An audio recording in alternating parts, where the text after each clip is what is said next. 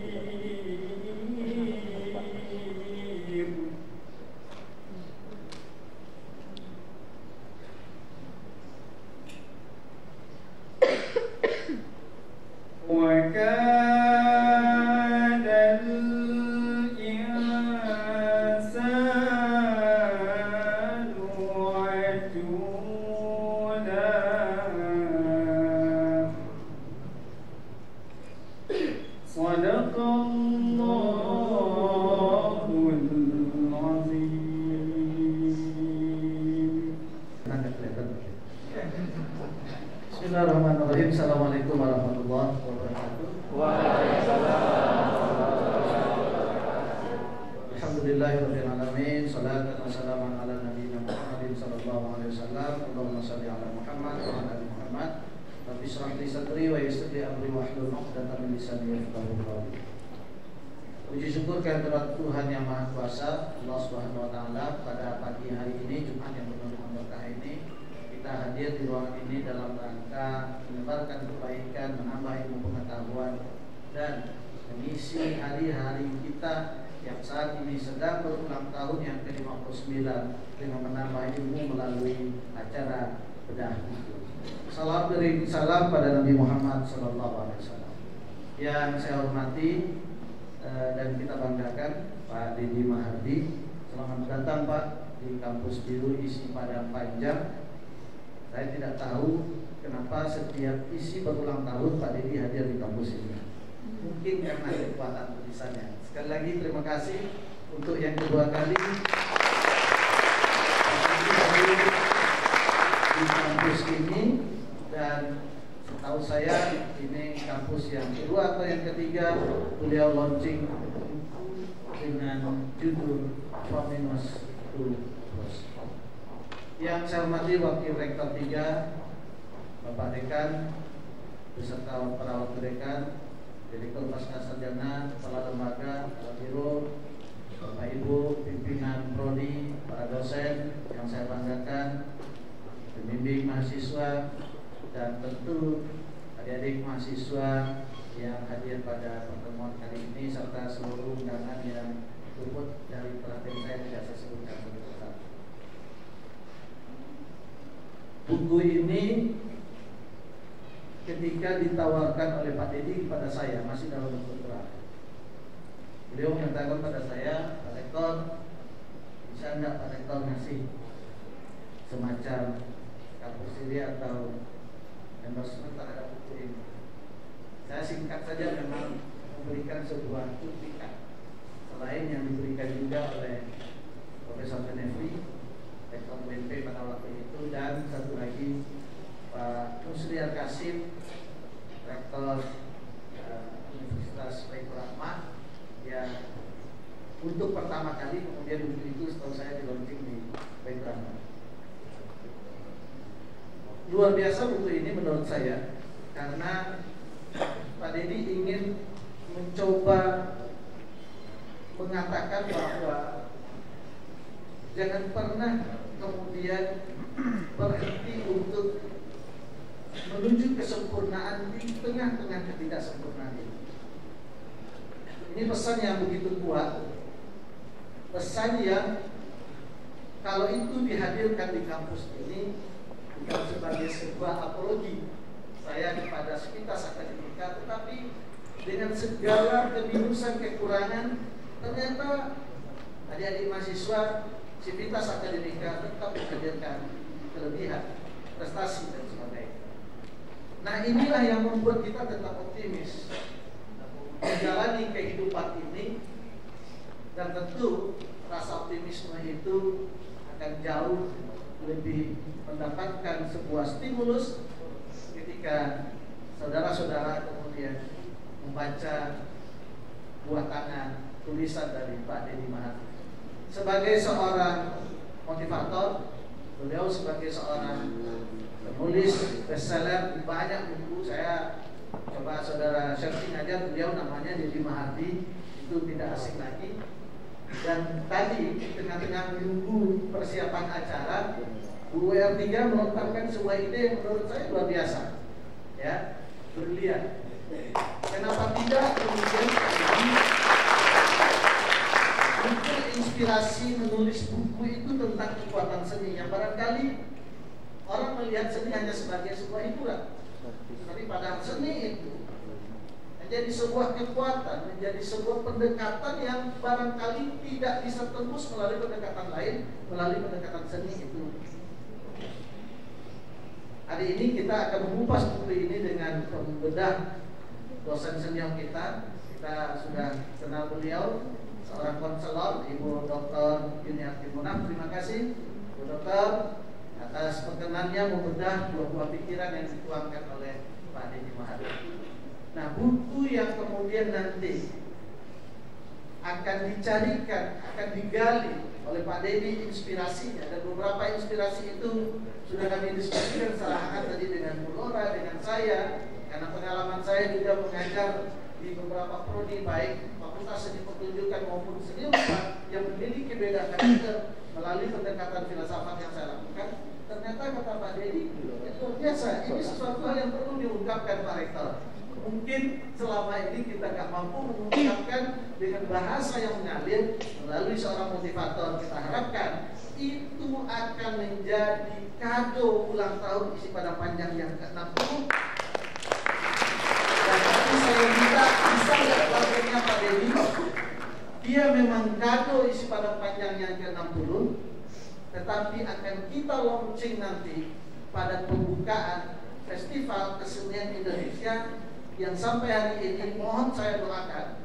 Kemarin saya ketemu sama Pak Menteri Kebudayaan, dia juga punya target bahwa ini untuk pertama kalinya FKI akan dibuka oleh Presiden Republik Indonesia. Nah, tentu beban ini bukan menjadi tanggung jawab Pak Dedi. Beban ini sebetulnya diberikan kepada pundak kita. Bagaimana kampus kecil yang hadir di dua lembah antara Gunung Merapi dan Singkarak ini mampu melahirkan nilai-nilai plus untuk kebaikan tidak hanya kampus itu sendiri, tetapi kebaikan bagi bangsa dan negara ini. Sekali lagi tentu terima kasih atas perkenan Pak Dedi hadir di kampus ini, dan saya lihat beliau kemarin sudah bawa satu dus buku yang siap kemudian diberikan tentu dengan cara beliau untuk memberikan itu kado kepada adik-adik mahasiswa yang hari ini kampus ini berulang tahun yang ke-50.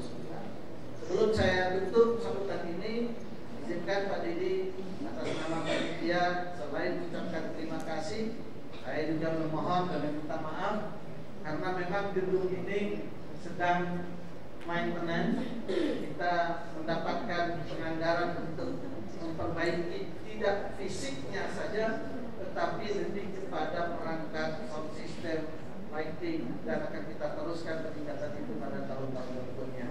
Nah, ini dalam tahap pengerjaan karena barangnya datang dan harus diinstalasi, sehingga semua yang kita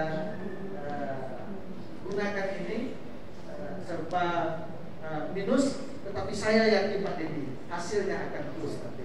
Jadi ini pas sekali from minus to plus itu dirasakan oleh Pak Dedi, tidak mengurangi makna arti penting dari kegiatan ini.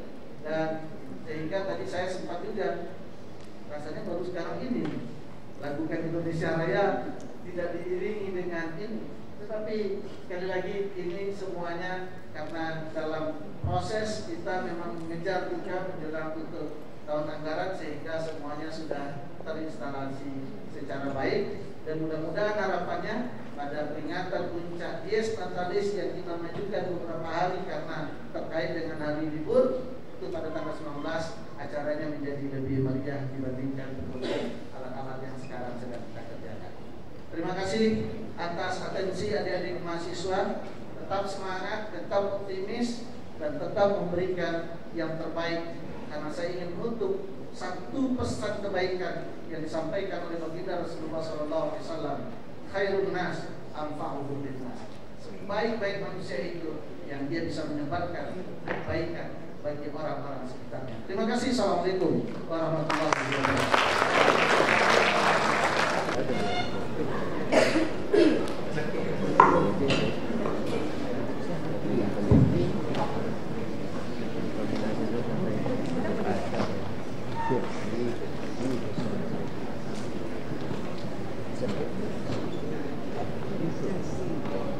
Bismillahirrahmanirrahim. Beli tepuk tangan dulu dong pada sesi kita hari ini. Terima kasih atas kesempatannya. Assalamualaikum warahmatullahi wabarakatuh. Salam sejahtera, Om Swastiastu, Namo Buddhaya, salam kebajikan. Bapak Ibu hadirin yang telah hadir di gedung GP hari ini, senang sekali rasanya Bapak saya selaku moderator Helsi Zulfana Madani yang nanti akan memandu kegiatan diskusi kita pada kuliah umum hari ini. Yang terhormat Wakil Rektor 1, 2, dan 3 beserta jajaran. Yang terhormat Dekan, Wakil Dekan beserta jajaran. Yang terhormat Kepala Biro Akademik Institut Seni Indonesia Padang Panjang. Yang terhormat Kepala LPPM Institut Seni Indonesia Padang Panjang beserta jajaran. Yang terhormat narasumber kita pada hari ini, narasumber kuliah umum kita. Yang terhormat, yang kami hormati Bapak Ibu dosen yang telah hadir di acara kita pada hari ini, dan yang teristimewa kepada mahasiswa mahasiswi Institut Seni Indonesia Padang Panjang. Gimana kabarnya nih? Sehat? Sehat? Sehat. Alhamdulillah. Maka dari itu perlu rasanya kita bersyukur pada Allah Subhanahu wa taala, karena atas rahmat dan karunia-Nya lah kita dapat berkumpul, kita masih diberi kesehatan, rezeki, dan kesempatan-kesempatan baik untuk meningkatkan potensi diri kita. Contohnya pada kuliah umum kita hari ini ya Pak. Dan tetap berproduktivitas. Shalawat dengan salam tidak lupa pula kita kirimkan kepada Nabi Muhammad SAW. Allahumma sholli ala sayyidina Muhammad wa ala ali sayyidina Muhammad. Baiklah, hari ini acara kita kuliah umum How to Build Critical Thinking, di mana sebuah pemahaman membangun pemikiran yang kreatif. Nah, membangun pemikiran yang kreatif ini tentu sangat penting bagi kita. Kenapa? Karena mampu membantu kita beradaptasi terhadap perubahan. juga menghadapi tantangan, membangun pola pikir yang baru, dan juga menemukan solusi-solusi yang inovatif. Kemudian nanti di sesi selanjutnya juga tidak kalah menarik, kita akan membeda buku yang berjudul From Minus to Plus, di mana penulisnya adalah narasumber kita pada hari ini. Buku ini tentu menawarkan pendekatan yang menyeluruh untuk perubahan hidup, bagaimana membangun mindset dan aksi nyata. Buku ini cocok buat siapa aja yang ingin keluar dari situasi yang sulit dan ingin mengembangkan potensi dirinya menjadi lebih baik. Kemudian buku ini juga setelah dibaca juga memberikan banyak pelajaran untuk kita berpikir positif, bertindak secara bijak, dan juga bagaimana caranya kita menghadapi tantangan-tantangan itu dengan luar biasa. Nah, kira-kira untuk menelusurinya lebih dalam bisa kita bahas. Kita akan bahas bersama narasumber kita yang telah hadir tengah-tengah kita pada hari ini. Beliau adalah seorang motivator, pembicara-pembicara nasional di berbagai televisi nasional. Beliau juga penulis buku yang karyanya sungguh menginspirasi. Kemudian saat ini beliau telah menulis 28 buku ya Pak. Dan buku yang beliau tulis bestseller, dan bahkan ada yang dijadikan buku utama KPK RI tahun 2016. Tepuk tangan dong. Oke. Tidak hanya itu nih, ada juga lagi prestasi beliau. Beliau pemenang 2 kali predikat Best Inovator Nasional bidang teknologi. Oke, baiklah, marilah kita sambut dan beri tepuk tangan yang paling meriah untuk narasumber kita, Bapak Deddy Mahardi. Oke, gimana nih Pak? Bincang-bincang sedikit ya Pak. Gimana nih kabar Bapak hari ini? Gimana perjalanan dari Padang Panjang, dingin ya Pak? Dingin. Dingin ya. Malam suhunya 21 derajat Celcius. Perlu pakai AC lagi. Oke, gini Pak, kita udah semangat nih mendengarkan wawasan-wawasan dan pengalaman-pengalaman yang akan Bapak berikan kepada kami tentunya, dan juga nanti tentunya akan berfungsi dan berguna bagi kita untuk melangkah ke depannya seperti apa ya Pak. Kemudian karena kita sudah hadir di tengah-tengah kita, narasumber kita yang luar biasa ini, maka dari itu siapkan fokus terbaiknya. Kita sambut Bapak Deddy Mahardi. Silakan.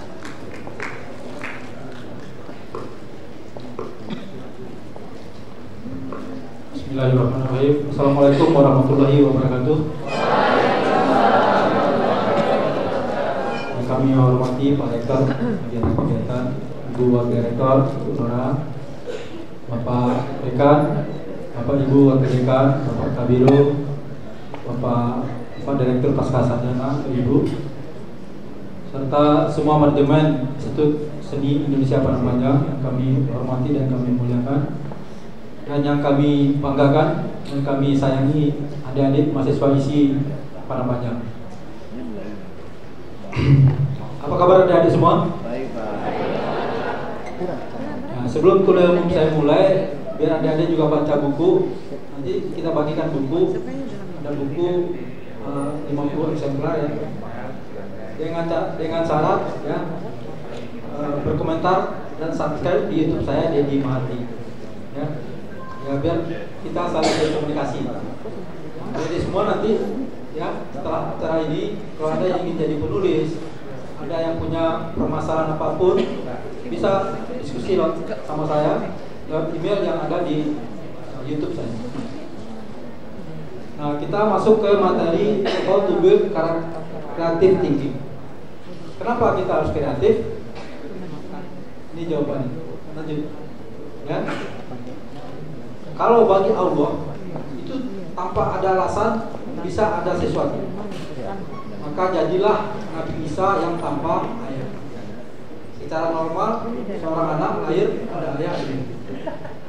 Lalu adalah Nabi Adam dan Siti Hawa yang tanpa orang tua.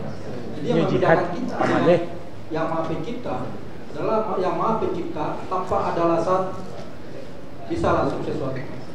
Kalau kita manusia harus ada alasannya, harus ada justifikasinya. Makanya seseorang untuk berbuat, seseorang untuk berusaha, dia harus punya alasan yang memotivasi. Ini motivasinya ini. Yang pertama adalah bahwa perubahan itu akan terus terjadi. Makanya kita harus mengikuti perubahan. Orang yang tidak mau mengikuti perubahan akan dilindas oleh perubahan itu sendiri, termasuk perubahan teknologi dan perubahan perilaku serta perubahan-perubahan lainnya yang ada di muka bumi. Lalu yang kedua adalah kompetisi kelebihan. Ini sangat penting kita munculkan, kita suarakan, karena di tengah anak bangsa ini sekarang justru terbalik. Yang terjadi itu adalah kompetisi kekurangan, kompetisi keburukan. Orang senang melihat orang susah, susah melihat orang senang. Ini dilakukan oleh orang-orang yang tidak punya kelebihan untuk dia muncul ke permukaan adalah memfitnah, menggibah, mencari kekurangan orang lain.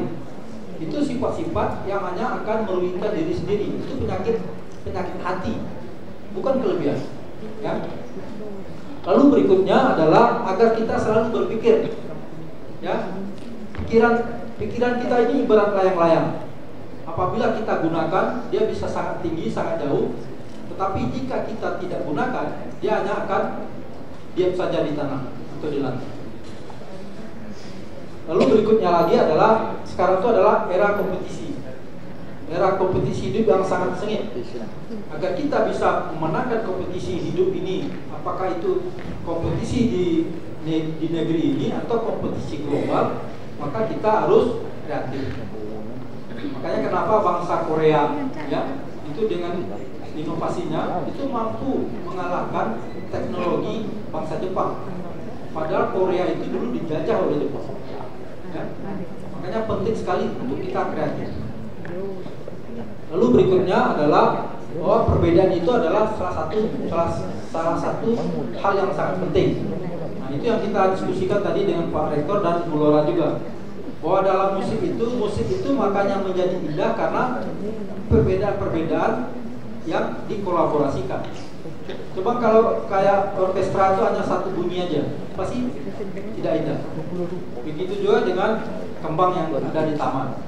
Kalau kembang yang diisi oleh kembang aja dengan satu warna, maka pasti taman itu tidak indah.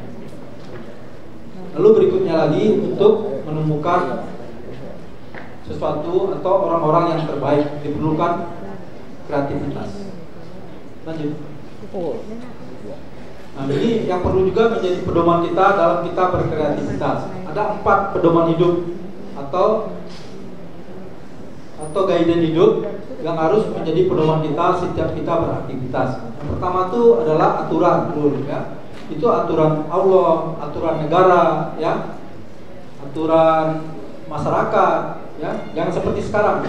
Seperti sekarang ini anak bangsa di negeri ini bangga melanggar aturan. Ya, kita miris sekarang itu. Justru orang-orang yang terhormat, orang-orang yang harusnya menjadi teladan, sekarang dengan bangganya menunjukkan ketidakteraturan, malah keburukan. Ya, seperti yang kemarin baru viral. Nah, seorang yang harusnya jadi tokoh malah menghina penjual es. Ya, itu hal-hal yang menurut saya bertolak belakang dari cita-cita atau dari tujuan Allah menurunkan manusia ke muka bumi. Ya, apalagi di Jakarta, dari semua. Itu jalur busway sudah ada perbodannya, tanda perbodan, sudah ada palang besi, lalu ada petugas, itu masih dilanggar. Kita malu sebagai bangsa. Karena kalau kita jalan-jalan ke luar negeri, ya, itu bangsa lain itu mengolok-olok negeri kita. Kalau ingin hidup suka-suka, hidup tanpa aturan, datanglah ke Indonesia. Makanya kenapa juga orang-orang Malaysia itu memandang para pekerja kita yang ada di sana itu dianggap dilecehkan gitu, dianggap kasta yang paling rendah. Itu kenapa? Karena ya kelakuan kita juga yang tidak benar. Karena dimulai dari diri kita. Orang lain hanya merespon apa yang kita lakukan, apa yang kita sikapi. Jadi jangan pernah menyalahkan orang lain, ya, karena orang lain itu di luar kontrol kita. Jadi kalau adik semua tidak dihormati oleh orang, tidak dihargai oleh orang, ya jangan marah kepada orang itu, tapi introspeksi diri. Kenapa kita tidak dihargai? Lalu yang kedua itu adalah ilmu pengetahuan. Ini juga menjadi pedoman hidup kita. Ya, Makanya kita di sini belajar dan belajar terus. Ya, apalagi ada adik mahasiswa. Saya yang udah usia 60 tahun ini sekarang masih belajar terus, membaca terus. Saya nggak bisa jadi penulis kalau tidak membaca. Ya, saya harus banyak membaca agar bisa menjadi penulis. Sehingga pengetahuan saya bertambah, wawasan saya makin luas. Ya, dan yang lebih penting lagi, saya tahu apa buku yang sudah ditulis oleh orang lain. Dan saya tidak boleh meniru buku yang sudah ditulis oleh orang lain. Maka tadi kita bergembira sekali begitu diskusi dengan Pak Rektor dan Bu Lora, Bu Marek, muncul ide untuk usulan dari Bu Lora untuk menulis buku tentang The Power of Art, ya, kekuatan dari seni. Kita googling, ternyata belum satu pun di dunia manapun buku itu sudah ada, belum ada. Kalau buku ini bisa jadi terbit, inilah buku pertama, ya. Lalu yang ketiga itu adalah pengalaman. Pengalaman itu juga menjadi pegangan, pedoman hidup buat kita. Kalau kita sudah pernah jatuh di satu lubang, ya jangan sampai kita jatuh di lubang itu untuk kedua kalinya. Ya, itu yang harus kita perhatikan dalam perjalanan hidup kita, dalam perjalanan adik-adik semua untuk mencapai cita-citanya. Ya. Lalu yang berikutnya adalah hasil penelitian. Ya. Ya, adik-adik walaupun dalam bidang seni tetap juga harus melakukan penelitian tentang seni. Ya. Saya mengimbau nih kalau ada adik-adik mahasiswa yang bisa melakukan penelitian tentang seni. Ya, misalnya penelitian tentang ada penyakit-penyakit tertentu yang bisa disembuhkan oleh musik. Ya. Lakukan penelitian. Penelitian itu tidak harus yang ruwet. Penelitian itu cukup sederhana, yang penting hasilnya berguna. Ya. Saya waktu menulis buku judulnya Filosofi Ayam, saya mengadakan penelitian. Ternyata rambut kita ini itu kalau ditaruh di wadah yang diisi air hujan, itu tidak sampai 3 bulan rambutnya hancur. Ya, padahal rambut manusia itu 10 tahun, 20 tahun di dalam tanah tidak hancur. Itulah kekuatan air. Ya, banyak hal yang bisa dilakukan, apalagi dari mahasiswa banyak waktu ya. Sambil belajar, sambil istirahat, coba pikirkan sesuatu, lalu lakukan. Ya. Karena banyak orang-orang besar yang lahir dengan melakukan percobaan-percobaan, ya, seperti Bill Gates, ya, Steve Jobs. Jadi adik itu saya harapkan dari sini nanti muncul orang-orang seperti itu yang menggemparkan dunia dengan karya-karyanya. Tidak usah berpikir yang terlalu rumit dulu, mulai dari yang sederhana. Nanti dari yang sederhana itu nanti akan berkembang menjadi yang lebih tinggi lagi. Lanjut. Waktunya sampai berapa? Ya, ini nanti dikasih tahu. Kalau ada yang ingin bertanya, ditanya aja ya, biar saya nggak lupa, biar kita tidak terputus. Hah? Ya, lebih bagus gitu daripada selesai dulu. Lalu ini pedoman dari kreatif. Yang pertama itu harus positif. Ya.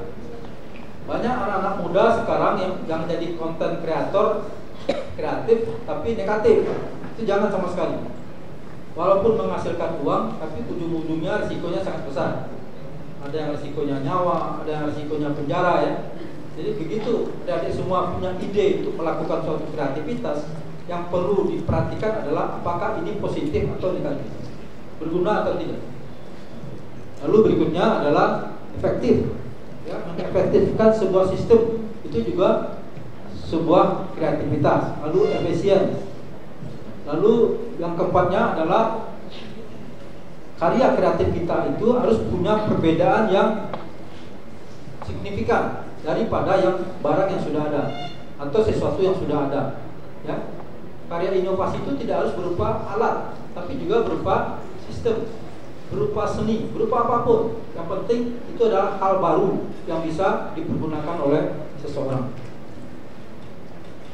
Lalu yang kelima, yang terakhir itu adalah solusi. Karya cipta kita itu harus merupakan solusi atau bermanfaat buat kehidupan. Lanjut. Lalu yang dapat men-trigger pikiran kita untuk kreatif. Yang pertama itu adalah masalah. Ya, masalah yang ada di lingkungan kita. Lalu yang kedua adalah kepedulian kita. Kepedulian kita terhadap lingkungan, kepedulian kita terhadap masyarakat, kepedulian kita terhadap apapun itu bisa melahirkan ide kreatif. Lalu selanjutnya adalah kompetisi. Yang keempat adalah tanggung jawab atau responsif, ya. Itu juga tanggung jawab kita terhadap sesuatu yang tidak baik, lalu kita ingin bertanggung jawab menjadikannya jadi lebih baik. Itu juga menimbulkan pikiran-pikiran kreatif. Selanjutnya pengalaman buruk. Lalu yang keenam adalah kesulitan, ya. Kenapa bangsa Korea itu menjadi kreatif? Ada yang tahu nggak? Adik, kenapa bangsa Korea itu menjadi kreatif? Ini bukunya disiapin kalau ada bertanya nih, Pak. Ada panitia. Ya, ada yang tahu? Kenapa bangsa Korea jadi kreatif? Bisa mengalahkan teknologinya, mengalahkan Jepang? Karena negara Korea itu adalah negara yang tandus. Negara Korea itu tidak indah seperti alam Indonesia ini. Lalu pemerintahnya ingin Korea itu tetap menjadi tujuan wisata. Yang dilakukan apa? Yang dilakukan adalah dengan teknologi kamera, dengan teknologi digital, itu mengubah pandangan-pandangan view yang biasa-biasa itu menjadi luar biasa, lalu dipromosikan lewat musik, dipromosikan lewat film Korea. Ya. Nah, alam Minangkabau ini sangat indah, tetapi potensi pariwisatanya belum maksimal digunakan. Nah, ini peluang buat adik-adik, terutama adik-adik di bidang seni, ya, menciptakan seni-seni tertentu yang bisa menarik minat pariwisata. Apapun lah yang diciptakan.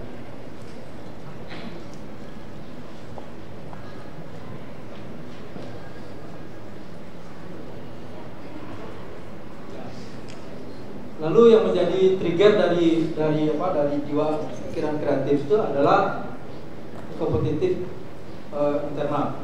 internal. Lalu juga kompetisi eksternal. Selanjutnya ruang kerja yang santai, ya. Jadi kalau adik mahasiswa itu punya kamar belajar, coba diatur sedemikian rupa kamar belajarnya itu yang rapi, yang indah walaupun sempit gitu ya. Saya berapa kali bertandang ke tempat anak saya kos itu ya kasurnya berantakan, ya pakaiannya berantakan. Nah kalau gitu bagaimana bisa muncul pikiran-pikiran kreatif? Ya, untuk belajar aja mungkin tidak tenang. Ya biasakan itu merapikan tempat tidur, merapikan pakaian dan lain sebagainya. Itu nanti akan menjadi kebiasaan-kebiasaan positif yang ujungnya juga menimbulkan ide-ide kreatif. Lalu reward dan punishment, ya, itu juga akan di-trigger. Ini biasanya di instansi atau di kampus-kampus. Kalau penghargaan terhadap orang-orang yang punya jiwa kreatif itu cukup besar, itu akan memacu orang lain untuk menjadi kreatif. Nah, ini saya punya teman ya, kebetulan orang kampung kita, orang Payakumbuh, namanya Dr. Andri Santiago, almarhum Andri Santiago. Orang yang pada usia 20 tahun, 17 tahun itu terkena kanker tulang belakang, lumpuh, ya. Lalu kuliah sampai S3 dan menjadi orang Indonesia pertama yang menjadi CEO GE Indonesia.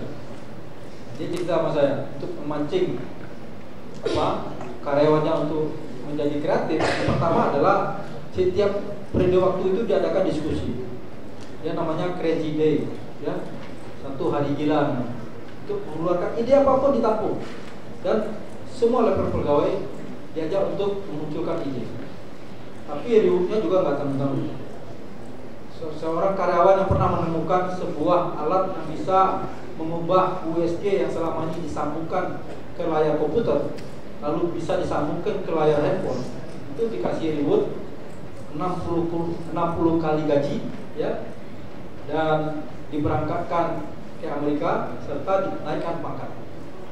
Ini sangat penting. Nah, di negara kita ini sekarang saya lihat terbalik, ya. Orang-orang yang tidak punya kemampuan, orang-orang yang hard skill dan soft skillnya rendah, ya, sudahlah kemampuan intelektualnya rendah, akhlaknya juga rendah, tapi diangkat jadi pejabat. Nah ini fenomena yang buruk buat adik-adik mahasiswa untuk menjadi orang terbaik. Itu yang saya sayangkan. Lalu yang terakhir ke-11 adalah aktualisasi. Aktualisasi itu adalah bagaimana keberadaan diri kita dihormati dan dihargai oleh orang lain. Salah satu caranya adalah berbuat yang bermanfaat, bersikap, berakhlak yang baik. Lanjut. Lalu ini modal untuk menjadi kreatif. Yang pertama itu adalah pengetahuan, lalu masalah. Lalu yang ketiga juga tidak kalah pentingnya adalah conceptual thinking.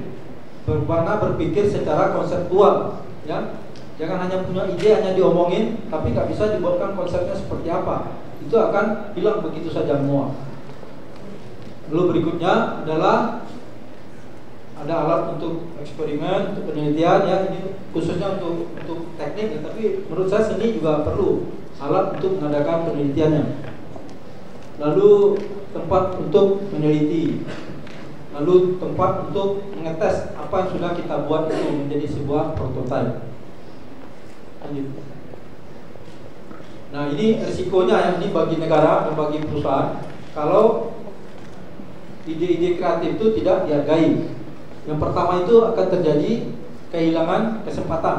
Kehilangan kesempatan untuk perusahaan atau bangsa ini berbuat sesuatu yang berguna buat masyarakat atau yang berguna untuk kompetisi global dengan negara lain. Lalu selanjutnya dijual kepada kompetitor. Ya, ini contoh-contoh pengkhianat ini, ya. Dia hidup di negeri ini, ya, tapi mengkhianati negeri ini. Atau dia bekerja di sebuah perusahaan lalu punya idenya dijual kepada kompetitor perusahaan. Lalu selanjutnya terjadinya kehilangan dari pengetahuan, karena dari setiap ide kreatif itu biasanya ada ilmu pengetahuannya, ada unsur ilmu pengetahuannya. Lalu berikutnya kehilangan nilai dari pengalaman, kehilangan pengalaman berharga yang harusnya bisa menjadi kekayaan dari sebuah bangsa atau sebuah institusi. Lalu yang kelima adalah hilangnya perbaikan-perbaikan yang harusnya dapat dilakukan secara internal dengan biaya yang relatif lebih murah. Nah ini yang penting. Ini saya diskusi sama anak saya kebetulan punya anak bujang tamatan S2 UGM, ya, saya diskusikan apa kira-kira materi ayat ini yang belum. Dia punya usulan yang baru diusulkan oleh anak saya. Ini ya, hambatan dalam berinovasi. Ini anak muda sekarang katanya selalu berpikir setiap akan berbuat yang dipikirkan lebih dulu adalah hambatannya. Ya, ini baru saya buat. Apa saja? Betul ya? Dia ada betul. Sekarang tuh yang selalu dipikirkan adalah hambatan-hambatan, gitu, bukan peluang. Yep. Jadi hambatan dalam berinovasi itu ada yang pertama adalah percaya diri, tidak percaya diri, ya.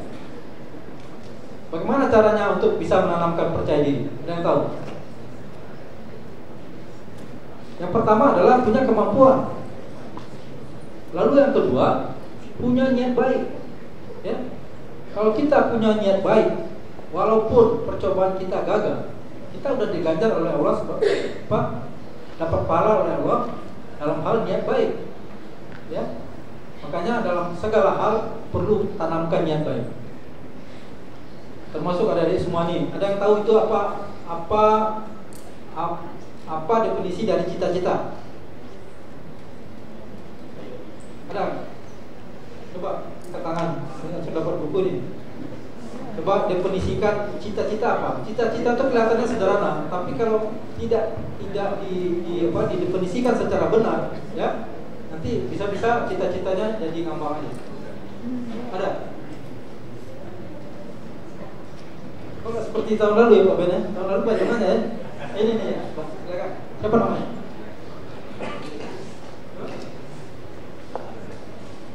Silakan berdiri, sebutkan nama dari jurusannya ya.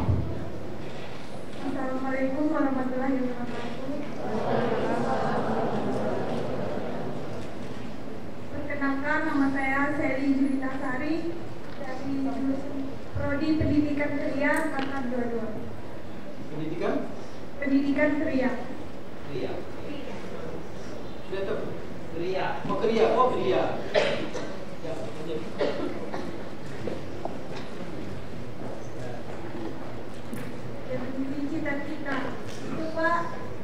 harapan hidup yang kita jalani sekarang, harapan hidup yang kita sekarang hingga masa depan yang berawal dari TK, ke SD, SMP, SMA, dan hingga kuliah sekarang, Pak.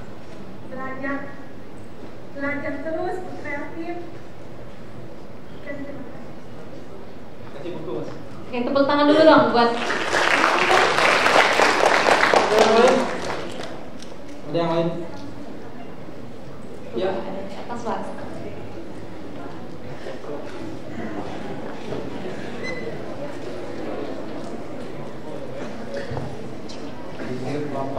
Jangan lupa lihat YouTube saya ya. Izin Bapak, perkenalkan nama saya Ferry Ardiansyah, saya panggil Ferry. Saya berasal dari program studi pariwisata. Menurut Ferry, cita-cita itu adalah harapan, tujuan yang akan digapai untuk masa depan. Sekian, terima kasih. Bagus. Yang 70 ya. Coba yang 90. Saya di depan dulu. Ya, ada 3 nih. Ya, di depan dulu. Dulu angkat tangan. Ya, nomor 2 ya. Oke, cuman Dosen kita juga semangat tuh, Pak. Dosen kita, Pak. Dosen kita juga mau tuh.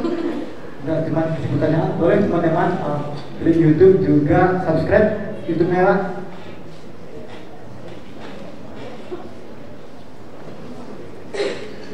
Baik, assalamualaikum warahmatullahi wabarakatuh. Perkenalkan, nama saya Alvina Damayanti dari Prodi Pendidikan Kria. Cita-cita itu adalah harapan untuk masa depan yang lebih baik. Apapun yang dilakukan hari ini, niatnya untuk mencapai harapan, untuk mencapai masa depan. Dan tujuan hidup yang harus diperjuangkan agar berguna bagi orang lain. Ya. Sekian, terima kasih. 85. Ya, bagus. Ibu dosen kita, Pak. Ya. Dosen kita. Ibu dosen mana? Itu Pak.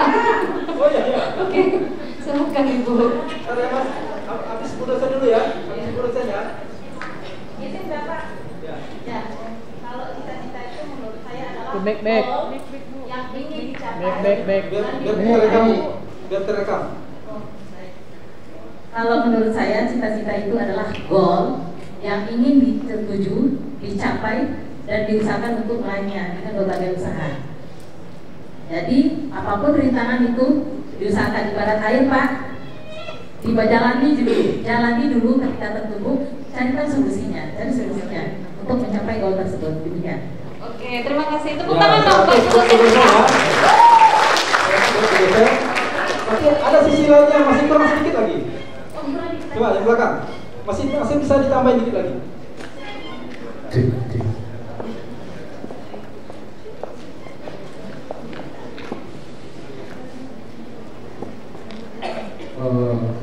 Selamat pagi Bapak. Nama saya Olia Pusada Sidet. Saya berasal dari jurusan Prodi Pariwisata. Kalau dari saya, definisi cita-cita dan definisi daripada cita-cita itu adalah singkat, keinginan. Kalau keinginan kita tercapai, pastinya cita-cita kita akan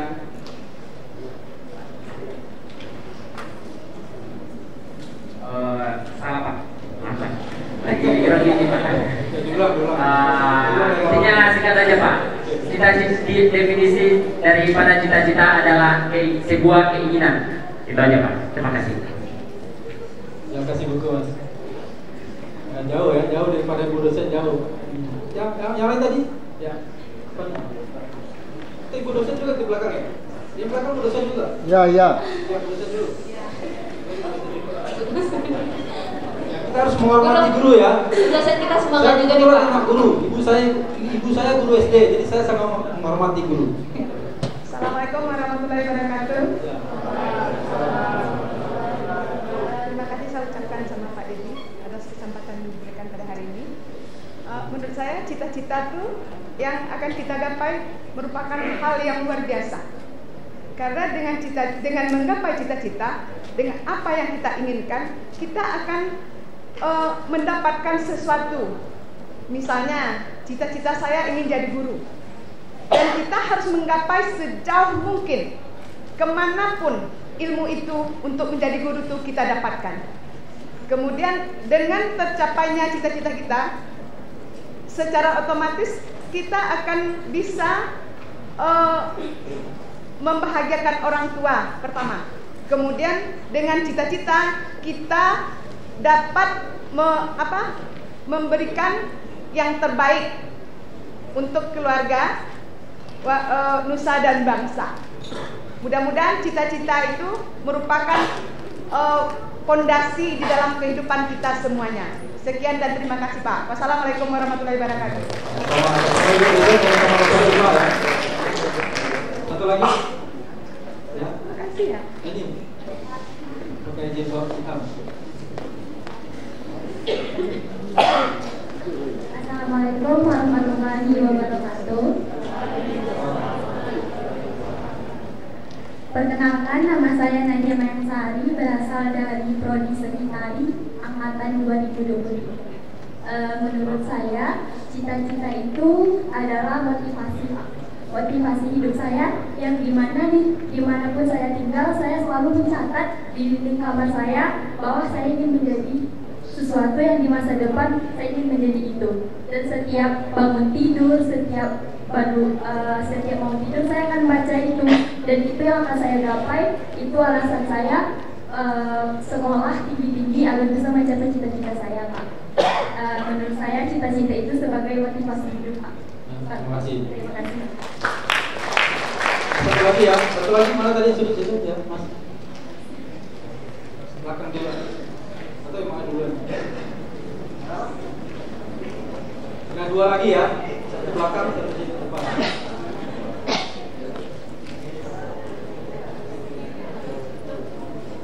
Baik, terima kasih Pak. Perkenalkan, nama saya Hairul Kamran dari jurusan Pendidikan Kriya. Jadi menurut saya motivasi itu bukan hanya sekedar motivasi dan cita-cita. Sorry Pak. Jadi cita-cita itu bukan hanya sekedar tujuan hidup dan sebagai motivasi hidup. Cita-cita itu berkembang seiring dengan berkembangnya proses berpikir kita, Pak. Jadi waktu SD, cita-cita saya sendiri Pak pengen jadi pilot, Pak. SMP berubah menjadi polisi, SMA berubah jadi pengen jadi TNI. Sekarang cita-cita saya pengen hidup tenang aja Pak. Jadi menurut saya cita-cita itu berkembang untuk perkembangan pengetahuan kita itu Pak. Jadi memang benar apa yang beberapa dari teman-teman tadi bahwa saya cita-cita itu adalah goals, tujuan, motivasi. Dari cita-cita itulah yang membentuk kita untuk berkembang ke depannya gitu. Terima kasih Pak. Ya. Anda belajar sehari berapa jam? Baca buku atau baca apapun sehari berapa jam? Nggak pernah ya? Itu jarang. Saya belajar dalam baca buku itu Pak. Ya belajar lah, pokoknya belajar hari ini. Walaupun misalnya kalau besok mau ujian sekarang belajar itu wajar.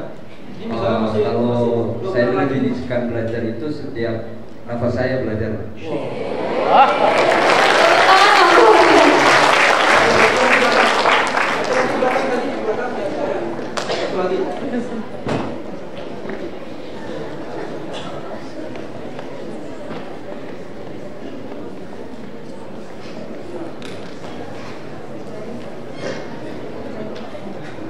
Assalamualaikum warahmatullahi wabarakatuh. Perkenalkan, nama saya Aisyah Kisana. Saya dari jurusan Studi Humanitas.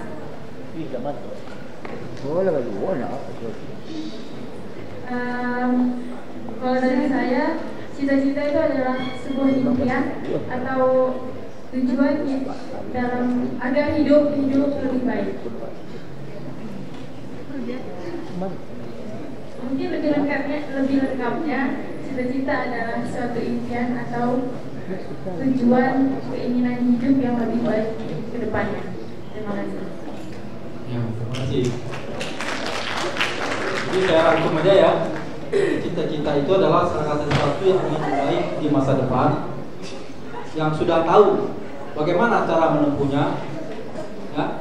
Lalu sudah tahu seperti apa kebahagiaan atau tantangan yang akan dihadapi ketika cita-cita itu tercapai, dan yang lebih terpenting lagi dalam peraih cita-cita itu ikut kebahagiaan orang lain, ikut membahagiakan atau berbuat baik kepada orang lain, khususnya kepada orang tua atau saudara.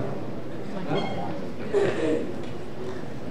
Oke, kita lanjut ke materi. Jadi gitu ya cita-cita itu ya. Jadi sudah hampir lengkap tadi oleh Ibu dosen. Yang belumnya cuma yang di belakangnya. Sudah tahu kira-kira kebahagiaan atau kesulitan seperti apa yang akan dirasakan pada saat cita-cita itu tercapai.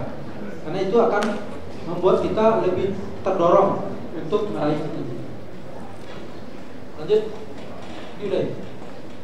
Hambatan. Nah, ini apa ciri-ciri dari seorang yang kreatif? Yang pertama adalah selalu memikirkan apa yang dia lihat dan apa yang dia dengar. Jadi tidak manusia cuek itu. Ada sesuatu cuek aja apa dipikirkan. Padahal ada sesuatu yang mungkin merupakan peluang buat dia atau sesuatu yang bermanfaat buat dia. Jadi salah satu dari ciri dari orang kreatif itu adalah selalu memikirkan apa yang terlihat dan apa yang terdengar. Lalu ciri berikutnya adalah lalu mengelaborasi, lalu mengembangkan apa yang dia pikirkan ini. Nah, saya sebagai penulis, setiap apa yang saya lihat di jalan, ya kalau ada sesuatu yang menurut saya menarik, itu saya tulis di handphone. Nanti sampai di rumah saya pindahkan ke laptop. Apapun. Kadang-kadang saya sengaja berhenti, ya. Suatu saat saya melihat suatu kendaraan mewah, ya. Plat nomornya tuh 4048, ya. Itu kalau dibaca, ya, itu jadi biadab. Jadi 8140448. Itu ditulis seperti biadab. Itu mobilnya saya kejar tuh mobil. Saya kejar, saya foto. Ya, kalau yang mau nanti saya share. Coba bayangin. Ya, orang kaya punya uang lebih, menggunakan uangnya untuk sesuatu yang negatif. Artinya setiap pagi dia bangun tidur, setiap dia akan melangkah, akan mengendarai mobilnya, yang terbaca di otaknya adalah biadab. Itu luar biasa. Jadi manusia betul-betul manusia negatif. Ya, jadi toxic people itu yang seperti itu. Lanjut, lalu menyukai kompetisi, ya. Lanjutnya juga suka diskusi, mendiskusikan masalah, lalu suka tantangan, ya. Lalu suka juga dengan perubahan. Lanjut.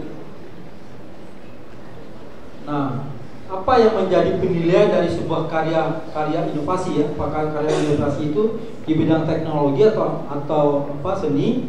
Yang pertama itu adalah seberapa besar problem yang bisa diselesaikan, ya. Jadi karya inovasi itu saya kebetulan 2 kali The Best Innovator Nasional. Itu yang dinilai bukan bagaimana sulitnya kita mengerjakan sebuah karya inovasi, ya. Jadi mungkin ada nggak ngalamin, ya. Dulu Telkom itu, saya kebetulan pegawai Telkom. Telkom itu dulu mengeluarkan produk telepon umum pakai kartu yang bisa dipakai buat internasional, bisa interlokal, juga bisa buat telepon ke handphone. Lalu kartu tersebut dipalsu oleh orang, ya. Ketika Telkom bekerjasama dengan mitra swasta untuk mengoperasikan telepon umum itu di lapangan, kartu itu dipalsu oleh orang. Akibat kartu palsu itu Telkom rugi 200 miliar. Saya sebagai karyawan tertantang untuk mencari sebabnya dan mencari solusinya.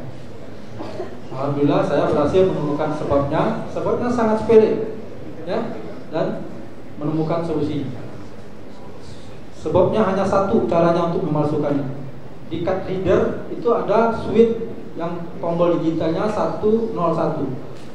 Itu perintahnya kalau kartu masuk 100 unit dipakai 25 unit, jadi sisa 75 unit. Tapi dengan mengubah digit digital 101 menjadi 010, itu perintah potong berubah menjadi perintah tambah. Akhirnya orang bisa mengenerate kartu-kartu palsu melalui pesawat telepon umum itu sendiri. Dan bila saya bisa menemukan sebabnya dan solusinya dan digajar sebagai the best inovator nasional. Itu Telkom rugi 200 miliar per tahun. Itu karya waktu saya ketahui orang bisa, itu ada yang beli dari pihak mitra. Tapi saya nggak mau jual, karena bagi saya bagi saya uang bukan segalanya. Lalu berikutnya lagi adalah seberapa cepat problem dari sebuah masalah bisa diselesaikan.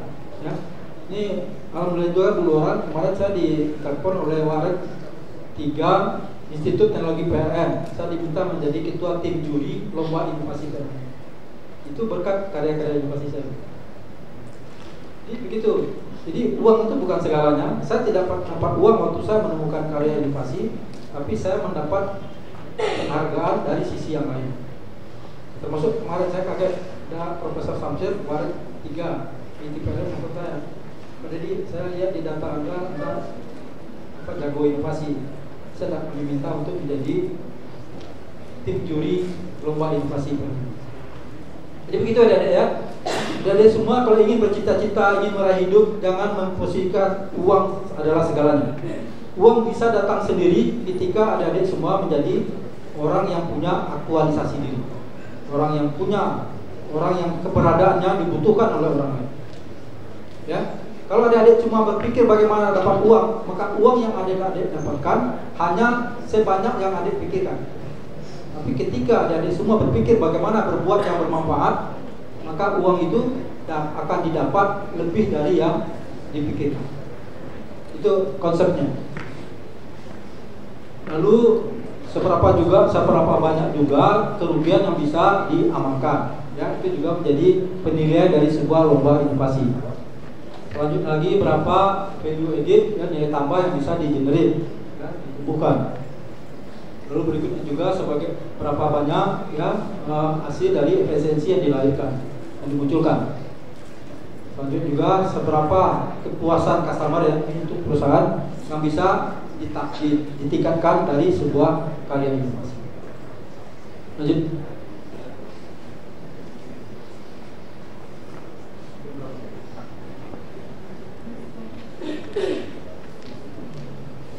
Ini proses bagaimana membangun sebuah ide. Pertama itu adalah melihat sesuatu. Lalu dari sesuatu itu kita observasi, kita teliti. Ya, setelah kita teliti, kita bikinkan konsepnya. Ya, jadi makanya perlu sekali conceptual thinking. Ya, lalu kita diskusikan dengan orang-orang yang berkepentingan atau orang-orang yang bisa kita ajak untuk berkolaborasi. Setelah itu kita usahakan membuat prototipenya. Ya, setelah prototipenya jadi kita lakukan tes. Apakah alat ini memang bisa dipergunakan atau bermanfaat atau tidak. Lanjut. Ya, lalu ini dari sisi yang lainnya, proses munculnya ide kreatif itu dimulai dari sesuatu yang sangat ringan. Ya, tidak usah terlalu berpikir berat-berat. Ya. Dari semua saya kasih pengalaman saya juga. Waktu saya ditugaskan di Kalimantan, ya, Kalimantan yang daerahnya sangat rawa, ya, rawa itu tidak keras ya. Lalu kita punya kesulitan untuk memindahkan alat berat dari pinggir sungai ke lokasi tempat kita membangun stasiun radio. Ya, itu nggak ada alatnya, nggak ada jalannya. Ya. Lalu kita punya ide.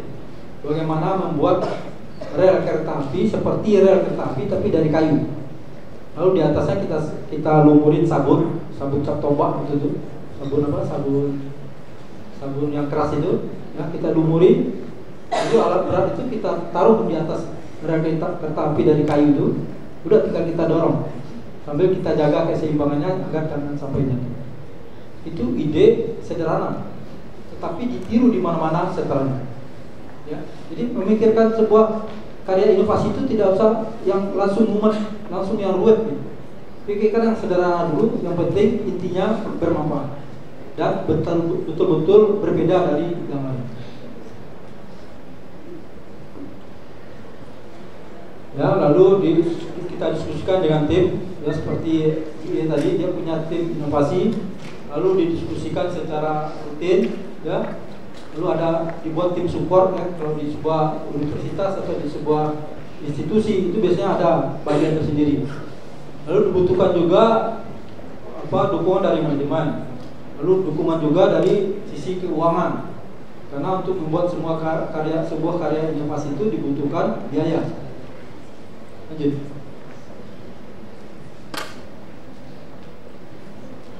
Lalu ini juga konsep untuk menemukan ide, ya.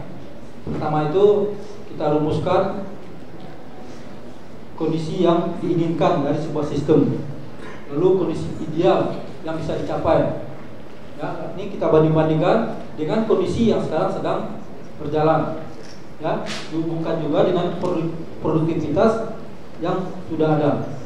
Nanti akan muncul sebuah deviasi yang harus dilakukan sehingga sebuah sistem itu menjadi optimal. Itu juga bisa menunjukkan sebuah inovasi. Lanjut. Ini kenapa dalam sebuah karya inovasi itu kita nggak boleh egois, ya, merasa pintar sendiri, ya. Saya 2 kali The Best Inovator Nasional, tapi selalu saya berikutnya ngajak orang lain untuk berkolaborasi. Ya, kita tidak perlu membanggakan diri sebagai orang super people, ya. Tapi kita paling perlu membanggakan diri sebagai orang yang bermanfaat. Bukan orang hebat, tapi orang yang bermanfaat. Kayak saya habis itu melibatkan orang lain untuk karya-karya inovasi saya. Ya, apa untungnya kita membuat tim itu? Yang pertama adalah akan ketemu ide yang betul-betul mendekati sempurna. Lalu untuk berbagi tugas, ya. Lalu untuk mengatasi kesulitan dengan diskusikan, ada masalah kesulitan yang tidak bisa kita atasi sendiri, bisa dibantu oleh orang lain. Ya, lalu menemukan kekuatan dari sebuah ide, ya. Lalu mengkolaborasikan antara ide yang satu dengan ide yang lain, karena ada ide yang sama ide lainnya itu bisa saling bersambung menjadi sebuah sistem yang saling mendukung. Ya. Lalu yang berikutnya terakhir adalah untuk saling melengkapi di antara kita sesama kita. Lanjut. Nah, ini kenapa inovasi itu perlu dikompetisikan, ya. Pertama adalah untuk membangun jiwa petarung, ya. Apalagi ini masyarakat Sumatera Barat ini harus punya jiwa petarung. Kenapa harus punya jiwa petarung? Karena alam Sumatera Barat ini sangat miskin atau sedikit sumber daya alamnya. Yang kuat itu adalah sumber daya manusianya. Sehingga orang Minang itu, ya, harus punya jiwa petarung. Lalu untuk membangun kompetisi yang sehat, ya. Selanjutnya terakhir adalah untuk mengoptimalkan kemampuan untuk kelebihan-kelebihan dari sebuah institusi di sisi internalnya. Lalu yang terakhir juga untuk menjadi yang terbaik. Lanjut. Oh iya. Demikian paparan kami, ya. Mohon maaf atas segala kekurangannya. Dilanjut dengan diskusi. Baik, tepuk tangan dulu dong buat Bapak. Bapak berterima luar biasa yang disampaikan Bapak itu berfungsi untuk bagaimana kita meningkatkan potensi diri kita untuk kedepannya.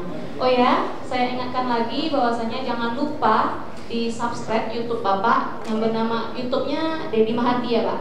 YouTube-nya Deddy Mahardi, di mana di YouTube ini banyak motivasi diri, bagaimana kita untuk meningkatkan potensi diri menjadi lebih baik. Jadi silahkan dicek YouTube, silahkan di subscribe dan like konten-konten Bapak, ya Pak, di YouTube tersebut.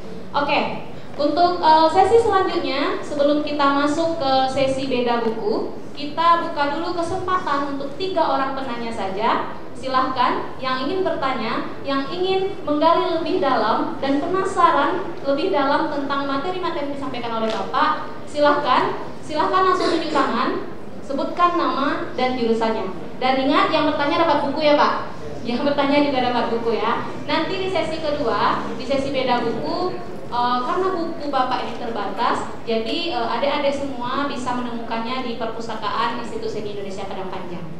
Oke, silahkan. Siapa yang bertanya, silahkan. Oke, Oke, silahkan berdiri. Yang laki-laki yang di belakang.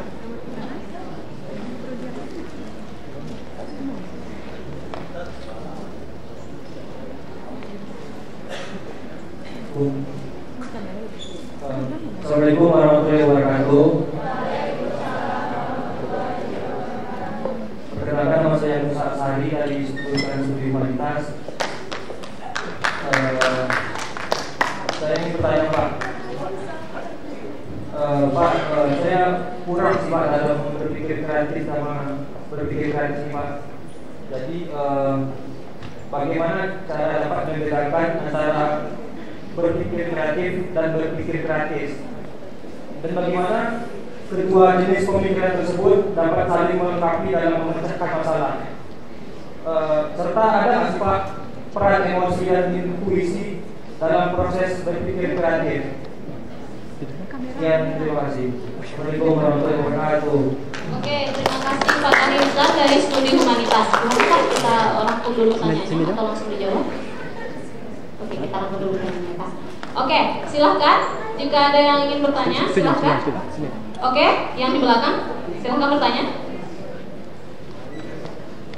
Assalamualaikum warahmatullahi wabarakatuh. Perkenalkan, nama saya Muhammad Anwar dari Prodi DKV. Pertanyaan saya Pak mengenai tentang caranya berpikir kreatif sebelumnya, di mana kendala kita dalam mengajukan sebuah inovasi itu kadang membawa kita kepada masyarakat yang kurang bisa mempercayai atau mengerti akan hal itu Pak. Jadi banyak sekali orang-orang yang beranggapan atau memberikan inovasi, tetapi masyarakat tidak mempercayainya. Mereka akan memberikan inovasi tersebut kepada orang luar. Tapi masyarakat menganggap itu sebuah pengkhianatan itu Pak. Tetapi masyarakat itu sendiri yang tidak bisa menerima hal itu Pak. Jadi bagaimana caranya agar kita memberikan sebuah inovasi kepada masyarakat dan masyarakat itu bisa mengerti dan bisa menerima hal yang kita berikan itu Pak. Dan tidak menganggap itu sebuah pengkhianatan kalau misalnya kita memberikan itu kepada luar. Terima kasih. Baik, terima kasih kepada Fauzan dari jurusan DKV. Tepuk tangan pada Fauzan dulu. Oke, selesai permintaan narasumber kita jawab dulu untuk dua pertanyaan ini. Dan ternyata waktunya masih cukup, jadi sangat antusias nih sepertinya. Masih banyak yang ingin ditanyakan. Oke, nanti kan kita buka lagi di sesi 2 untuk pertanyaannya.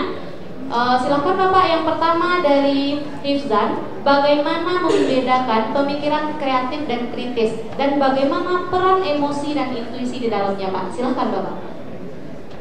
Ya, sebenarnya tidak perlu membedakannya antara kritis dan kreatif. Justru kritis itu adalah bagian dari kreatif. Ya, kritis yang positif akan menjadi kreatif, tapi kritis yang negatif, ya, itu akan menjadi hal yang buruk, negatif tinggi. Itu tadi apa peran Pak? Emosi dan intuisi di dalamnya Pak. Ya, peran emosi dan intuisi sangat diperlukan untuk mendorong kita mewujudkan apa yang menjadi ide pemikiran tersebut. Ya, mungkin itu dulu. Oke, terima kasih kepada Bapak Deddy Mahardi. Oke, untuk selanjutnya itu pertanyaan dari Fauzan dari jurusan DKV. Bagaimana ketika kita ingin menciptakan sebuah inovasi Pak, tetapi masyarakat kurang mendukung? Itu bagaimana seharusnya Pak? Ya, memang tantangan buat anak bangsa ini sekarang, ya. Karena yang namanya kemampuan intelektual sepertinya di negeri ini agak kurang dihargai, ya. Makanya saya sedih, ya, kesejahteraan para guru itu ditekan-tekan seperti itu dibandingkan ya kesejahteraan sesama instansi pemerintah. Saya di Twitter pernah mengkritik itu berapa kali, ya.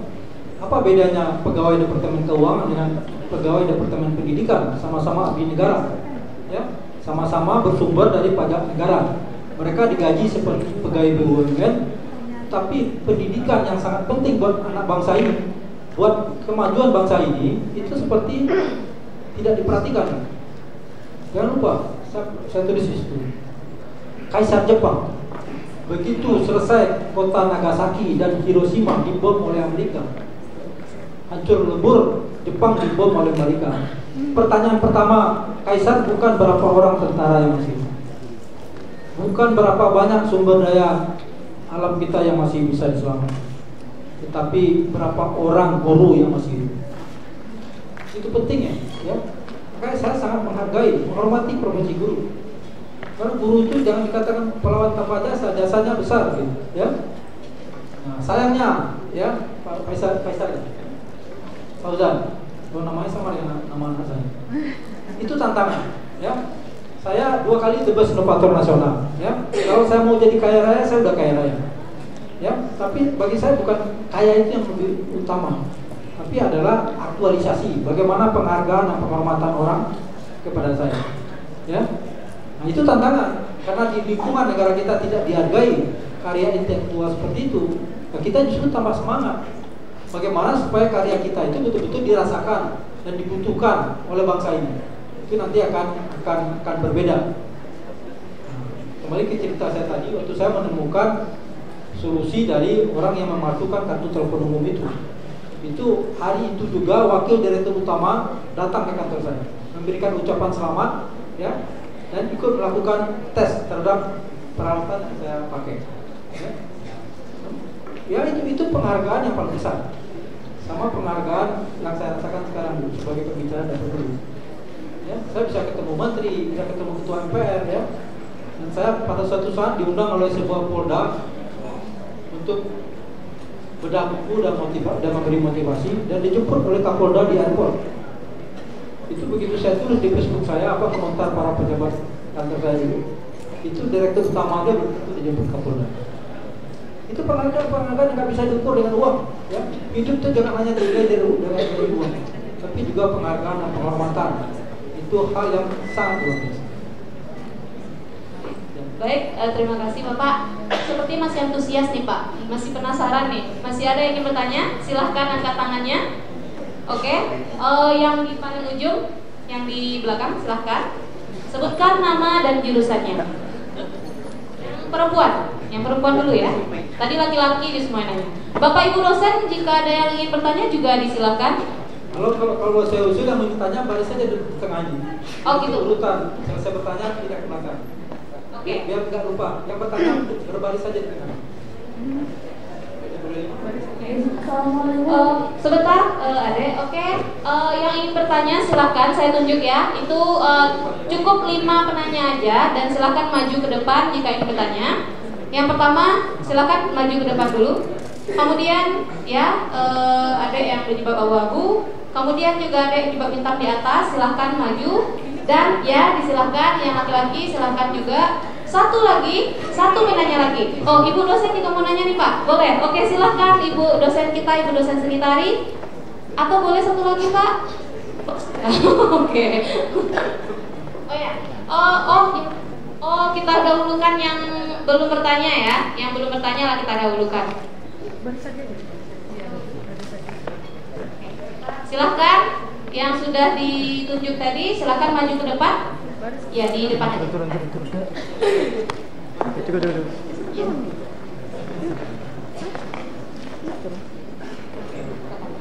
Silahkan.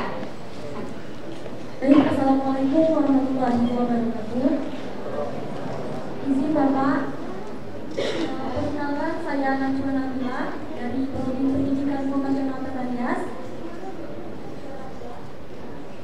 Angkatan 23. Izin bertanya Pak. Sebelum saya memulai pertanyaan, tadi saya sempat mau memberikan kutipan yang pernah saya baca, bahwasanya tidak ada orang yang bodoh di dunia ini, yang ada hanyalah orang yang malas. Dan tidak ada orang yang malas di dunia ini, yang ada hanyalah orang yang tidak memiliki mimpi dan motivasi untuk mewujudkannya. Pertanyaan dari saya Pak, bagaimana cara kita mengatasi hambatan mental mungkin dari konflik keluarga ataupun pertemanan yang dapat menghalangi berpikir kreatif. Itu saja, terima kasih. Wassalamualaikum warahmatullahi wabarakatuh. Oke, terima kasih Najwa dari Tata Rias. Silahkan selanjutnya. Najwa boleh duduk kembali. Silakan. Ya, Faldo, ya silahkan dikasih bukunya langsung. Assalamualaikum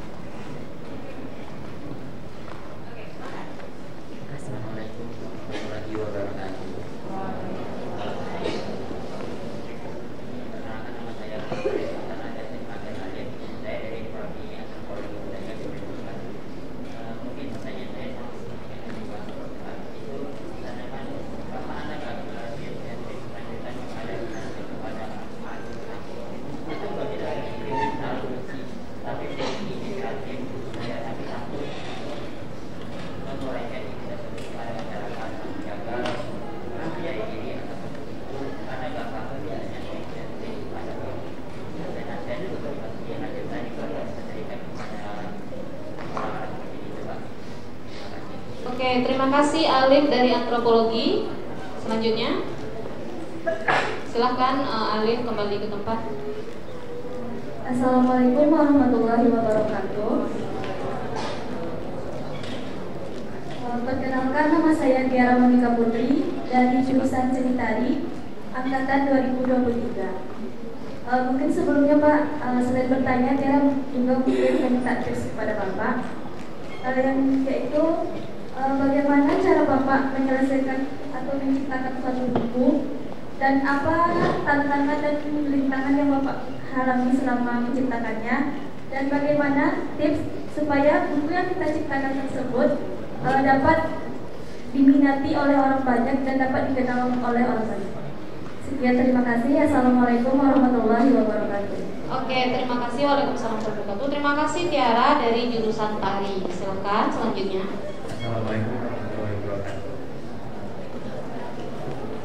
Kenalkan, nama saya Muhammad Ibnu Fauzan dari Prodi Pendidikan Kriya. Izin bertanya Pak, saya sekarang sedang menuju dokter juga kan Pak. Pertanyaannya, bagaimana ide kreatif seorang penulis agar tidak habis di tengah jalan dan tidak monoton Pak? Terima kasih. Oke, terima kasih Fauzan dari Seni Kriya.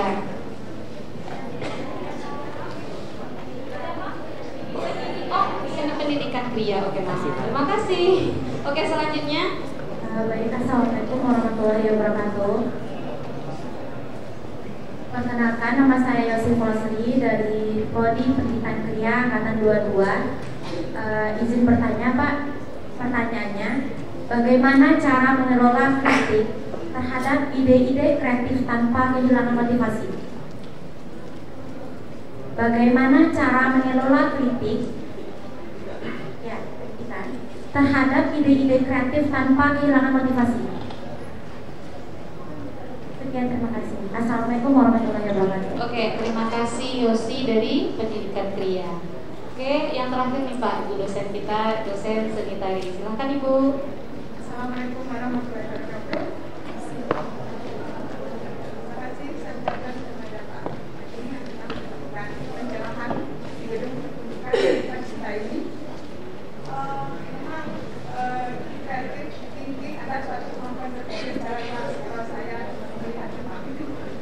Kemudian seperti kita ketahui bahwa dalam dunia yang terus berkembang seperti ini dan kompleks, mungkin berpikir kreatif itu menjadi sangat penting. Katakanlah, dengan berpikir kreatif mungkin seseorang dapat menghadapi tantangan dengan yang unik misalnya Pak, yang menghasilkan ide yang segar dan menciptakan solusi yang belum pernah terpikirkan sebelumnya. Pertanyaan saya Pak, bagaimana cara melatih kreativitas, kreatif thinking yang tepat, dan apakah ada kemampuan khusus untuk hal itu Pak? Terima kasih. Wassalamualaikum warahmatullahi wabarakatuh. Terima kasih Bu dosen kita. Sudah. Faldo silahkan mic-nya. Oke, baik, terima kasih terhadap kepada penanya kita. Mungkin bisa langsung dijawab oleh Bapak Dedi Mahadi sebagai narasumber. Pertanyaan yang pertama Pak dari Najwa, jurusan Tata Rias. Bagaimana mengatasi mental kita baik itu dari teman, dari keluarga dan sebagainya Pak? Silakan Pak. Mungkin hambatan mental dalam berkreativitas itu yang pertama adalah tidak percaya diri, ya. Lalu yang kedua, kurangnya ilmu pengetahuan. Karena sebuah ide itu tidak hanya cukup dalam bayang-bayang, tapi harus diwujudkan. Ya. Lalu yang ketiga, takut rugi. Karena kalau ada kalanya sebuah ide inovasi itu butuh biaya untuk mewujudkannya. Ya. Nah, hal seperti itu yang harus berubah. Kalau kita tidak percaya diri, yang membangun percaya diri itu yang pertama adalah dengan kemampuan, ya, kemampuan dari sisi pengetahuan, kemampuan dari sisi keterampilan. Lalu yang kedua adalah membangun komunikasi dan networking. Dengan kita banyak berkomunikasi dengan orang lain, ya, kita banyak bergaul dengan orang lain, itu biasanya lambat laun, ya, percaya diri akan tumbuh. Karena begitu kita punya sesuatu yang dihargai oleh orang lain, kita termotivasi, kita punya percaya diri. Terus yang kedua tadi, takut rugi. Tidak usah takut rugi. Yakin saja bahwa setiap perbuatan baik yang kita lakukan itu pasti dibalas oleh Allah dengan kebaikan. Karena niatnya saja sudah dibalas, sudah diganjar dengan pahala, apalagi berupa hasil. Jadi begitu, hambatan itu kita hilangkan dengan cara mengubah mindset atau pola pikir. Baik, terima kasih Bapak. Pertanyaan kedua nih Pak, dari Alif Antropologi. Tips untuk orang pemalu tapi dia punya ide kreatif namun dia kurang percaya diri. Bagaimana menyalurkannya Pak? Silakan Bapak. Orang-orang pemalu dan tidak percaya diri itu, ya, itu coba sering-sering main ke pantai. Lihat bagaimana ombak, ya, ombak begitu beraninya menerjang batu, gitu ya. Nah, saya pernah dikasih tahu oleh orang psikologi juga, salah satu untuk menumbuhkan keberanian untuk orang-orang yang tidak pede itu adalah sering main ke pantai. Ya, itu salah satunya. Yang keduanya ya sama kayak tadi, ya, bangun diskusi, tadi pertemanan. Kalau ketika kita kalau kita suka menyendiri, kita harus diubah. Orang-orang yang terdiam dan suka menyendiri itu tidak ada keuntungannya buat kita dan juga buat orang lain. Karena keberadaan orang pendiam itu biasanya malah menjadi beban buat lingkungan. Ya, itu harus diubah. Lupa bahwa tujuan Allah menurunkan manusia ke muka bumi adalah untuk beribadah dan berbuat yang bermanfaat. Nah, selanjutnya, orang yang paling tinggi hierarkinya secara teori hierarki Maslow adalah apabila dalam dirinya muncul keinginan untuk berbuat baik. Itu orang yang level hierarkinya paling tinggi. Baik, terima kasih Bapak. Untuk pertanyaan selanjutnya, pertanyaan dari Tiara dari jurusan Tari Pak. Jadi dalam menulis buku ini tentu kita menghadapi tantangan-tantangan ya Pak. Kemudian yang ditanyakan, bagaimana tips cara untuk menyelesaikan buku tersebut dan bagaimana caranya buku yang diciptakan itu bisa disukai oleh banyak orang Pak. Silakan Pak. Nulis novel ya. Saya kebetulan juga sudah nulis novel judulnya Pelampung Mas. Ya. Rumusnya yang pertama, sebuah buku atau novel yang baik adalah buku atau novel yang membahas problem-problem yang sedang viral di tengah masyarakat, ya. Lalu kita ceritakan, kita kupas dengan solusi-solusinya. Ya. Mungkin ada tahu novel Laskar Pelangi. Itu kebetulan sama-sama karyawan Telkom dengan saya, sempat kita 6 bulan satu kantor di Auditor Medan ya. Itu saya sebelum waktu itu menjadi penulis, saya belum pernah menulis buku waktu itu.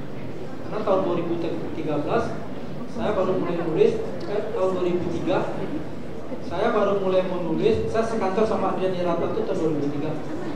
Saya baru mulai menulis tahun 2008, juga dimotivasi oleh dia. Saya lihat kenapa dia menulis novel itu kok asik sekali gitu. Kenapa? Yang dia kupas permasalahan di tengah masyarakat.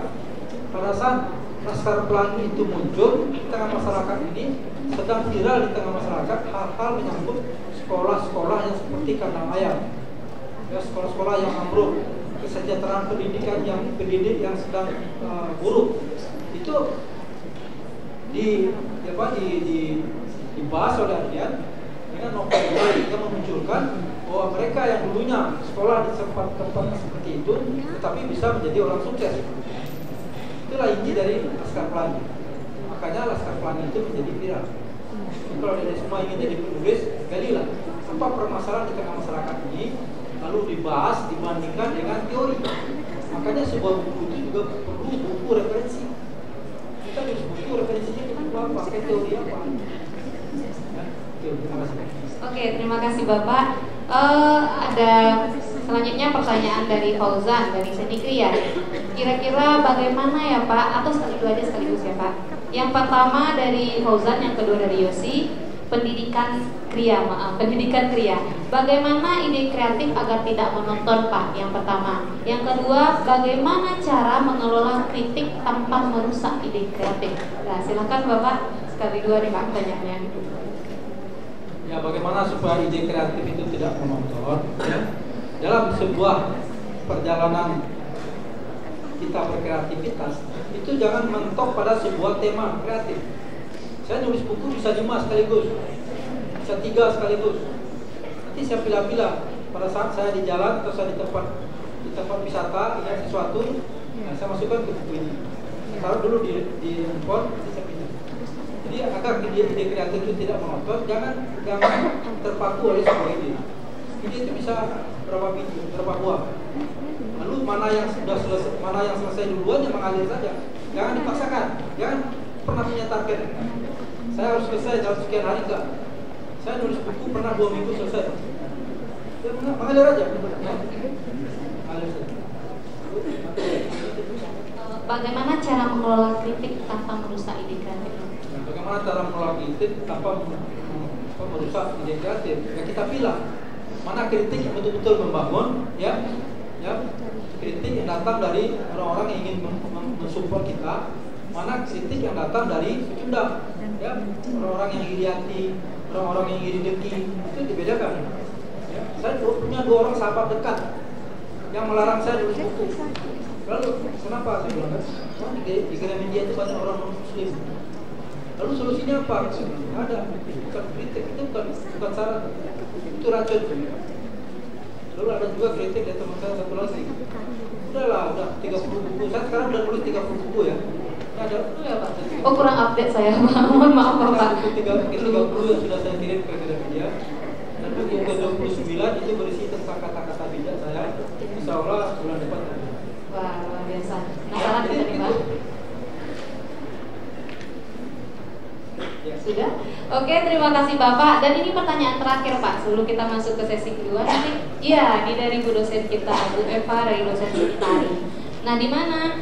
Bagaimana nih Pak cara melatih creative thinking yang tepat? Apakah ada ya Pak tips dan triknya untuk melatih creative thinking yang tepat itu? Silakan Bapak. Untuk membangun jiwa kreatif itu sebenarnya mulai dari anak-anak, ya. Cuma sayangnya pola pendidikan di negeri kita ini atau di tengah masyarakat kita ini itu kurang mendidik seorang anak menjadi kreatif. Nah, anak malah sering kita ketakuti, ya. Kalau tidak mau bobo dikit nyamuk, ya. Atau jangan ini, jangan itu, ya. Harusnya mendidik anak itu selama itu tidak membahayakan dia, itu nggak usah dilarang, biar aja berkembang. Ya. Untuk kita yang sudah dewasa, yang untuk membangun jiwa kreatif itu ya itu niatkan untuk menjadi orang yang berguna. Niatkan ide kreatif kita itu untuk bermanfaat. Kenapa? Karena amal dari perbuatan yang bermanfaat itu bisa membuat takdir kita menjadi lebih baik. Ya. Jadi niatkan apapun yang kita kerjakan, niatkan untuk memberi manfaat kepada orang. Oke, terima kasih Bapak. Tepuk tangan dulu dong buat Bapak narasumber kita, Bapak Dedi Mahmudi. Oke, untuk selanjutnya kita bisa masuk sesi selanjutnya, yaitu beda buku yang berjudul From Minus to Plus ya Pak. Di mana seorang pembedanya di sini adalah seorang akademisi, konselor, dan juga akademisi yang luar biasa dan menginspirasi juga. Silahkan Ibu Yuniarti Munaf, Ibu Dr. Yuniarti Munaf, MPD Kon. Tepuk tangan buat Ibu dong. Silahkan Ibu.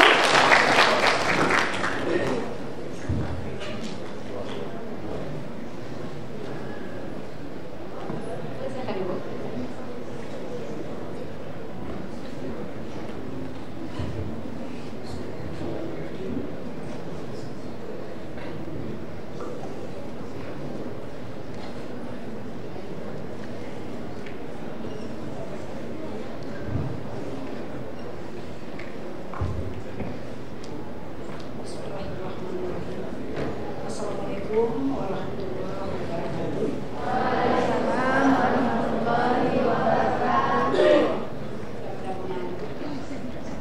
Kita panggil dulu ya. Kalau Ibu bilang selamat sore,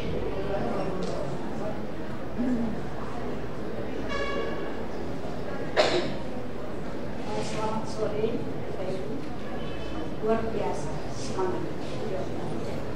Walaupun ini belum sore ya. Halo, selamat sore. Ulang lagi, selamat sore. Siang. Selamat siang. Ulang lagi ya, Bu. Selamat pagi ya, Bu. Siang.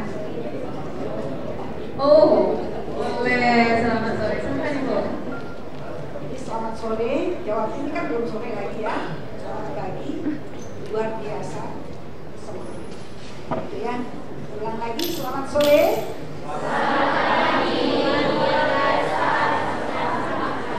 Semangat terus. Yang Selamat Ibu. yang sama-sama kita hormati Bapak.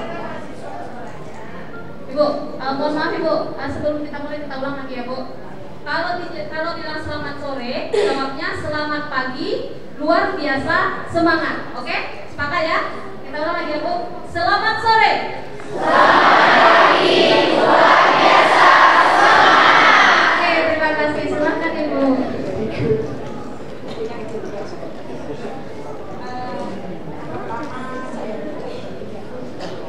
Mic itu tukar tuh Ibu.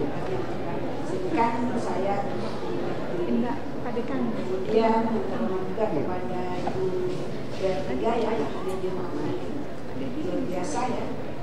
Kemudian juga kepada Pak Dekan dengan wakil-wakil beliau, kemudian juga Pak Biro yang sudah mengaitkan kepada saya untuk berdiri di sini. Kemudian Bapak Ibu dosen yang sudah hadir, Ketua Prodi dengan sekretaris dan segala macamnya. Kemudian juga terhormat juga kepada mantan sayang juga kepada Anda semua ya yang sudah ada di sini. Nah, semangat terus ya. Semoga sukses karena narasumber di tempat kita ini adalah beliau yang sangat luar biasa. Terima kasih dan terhormat juga kepada beliau yang sudah jauh-jauh dari Jakarta memberikan masukan kepada kita semua bagaimana merubah kegagalan itu menjadi sebuah keberhasilan. Keberhasilan Pak, kegagalan menjadi keberhasilan. Nah ini inspiratif sekali. Kalau kita lihat dari buku yang sudah beliau, ya ini ada buku di tangan yang sudah dapat buku ya. Saya terlebih dahulu ya mohon maaf juga kepada Bapak narasumber ya. Kalau nanti kurang tepat ya apa yang saya sampaikan dalam apa itu dalam karena kemarin juga saya kaget ya. Kebetulan Bapak ini Pak Biro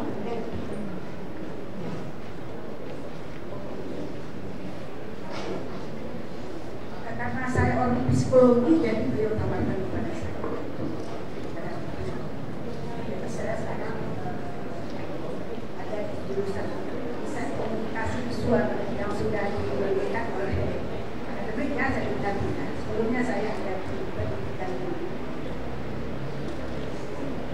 Ingin saya sampaikan Pak di sini karena ini buku saya tidak kita melihat cover ini ibaratnya seorang cantik. Orang gadis cantik yang paling berhias. Bagaimana kita harus menghiasnya gadis cantik supaya tetap kenal, supaya tetap menjadi didikan orang yang mulia. Yang pertama. Jadi buku ini di cover ini barangkali kami sebagai pembedah ini saya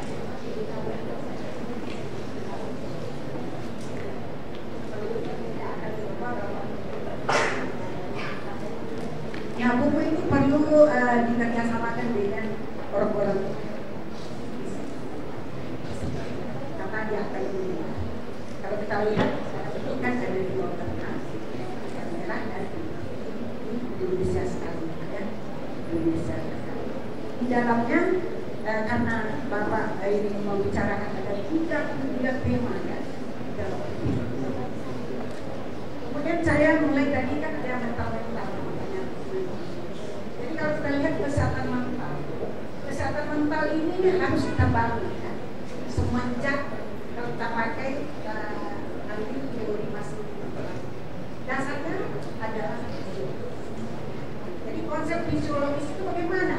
Artinya kita berikan individu semenjak ini mempersiapkan fisiknya karena keterbatasan fisik itu juga akan menjadi rintangan untuk mencapai. Ya, tapi sekarang bisa kita kemudian keterbatasan kalau manusia atau individu yang belum keterbatasan di mana? Tentu di pola, di mindsetnya ya.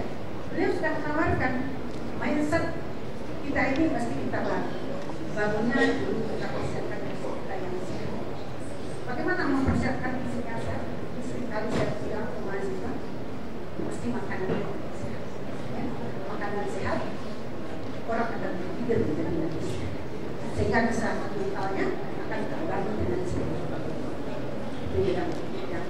Jadi ditawarkan biaya ilmu ini semuanya karena menikmati inspiratif sekali buku ini. Kenapa saya gampang? Karena yang saya lihat ilmu beliau ini adalah yang sementara saya karena bidang ilmu psikologi dalam buku ini bicara lebih banyak tentang fisik. Contohnya di halaman pendahuluan. Kalau sudah buka saya sudah dapat banyak. Di halaman pendahuluan ada kecewa. Kecewa itu adalah gejala kejiwaan. Gejala jiwa yang kita terima apabila kita tidak sukses.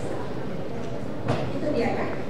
Karena tadi ada cita-cita yang ditanyakan oleh narasumber, jawabannya berbeda ya. Cita-cita itu apa sih? Cita-cita itu kan kita manage juga kan, kita rencanakan dari sekarang.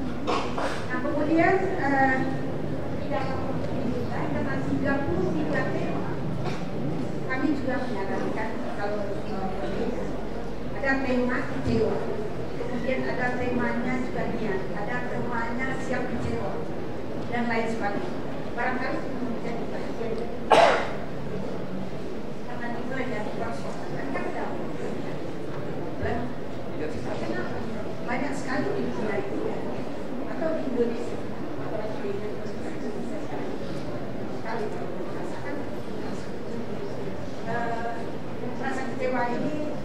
Saya kira setiap kita ini barangkali mengalami ya, karena manusia ini ada fase perkembangan.